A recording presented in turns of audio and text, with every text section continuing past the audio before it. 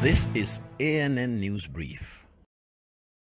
South Sudan's health ministry says about 78 frontline healthcare workers have tested positive for COVID-19. The country has recorded more than 2,400 cases of the coronavirus, including 46 deaths. A health official says one male healthcare worker has died. Last month, 8 health workers resigned because of pressure from their families, who expressed concerns that they might bring the virus home and infect their relatives. There has been an outrage over a statement by Zimbabwean President Emerson Mnangagwa over what he said to opposition figures and human rights campaigners amid growing uproar over corruption and economic mismanagement.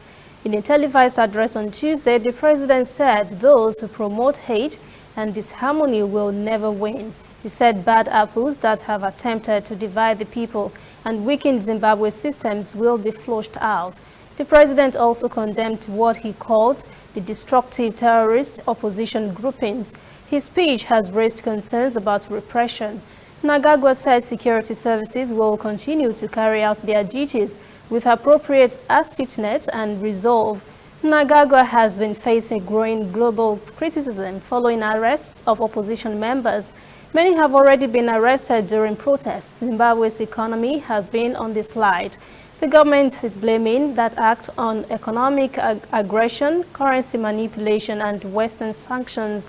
More than 100 prominent African writers have raised a petition calling for Zimbabwe to be suspended from the African Union and the Southern African Regional Bloc. We'll be right back. Whether in your house, at your office, on your phone or online, we are there. We have the facts behind the headlines. We cut to the chase with the news you really need. We cover every angle. We are the bigger, better news network. We are African News Network. ANN. Watch ANN News on MITV from a truly African spirit. The Somalia's government's newly established Office of National Disaster is helping citizens with early warnings designed to help the country predict disasters. This year, Somalia has already suffered from flooding and a locust invasion. The disaster office uses the latest satellite data from temperatures to wind pressure to provide early warnings for flooding, drought, and locust movements. The new National Disaster Center opened in June and is funded by Saudi Arabia through the United Nations World Food Programme. It was conceived after cycles of floods and drought caused widespread food shortages, including a famine in 2011 that killed more than 250,000 persons.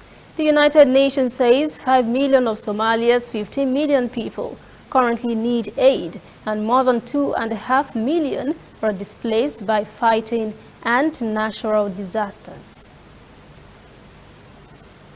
That is ANN News Brief at 1. For details on these and other breaking stories, visit our website, annafrica.news.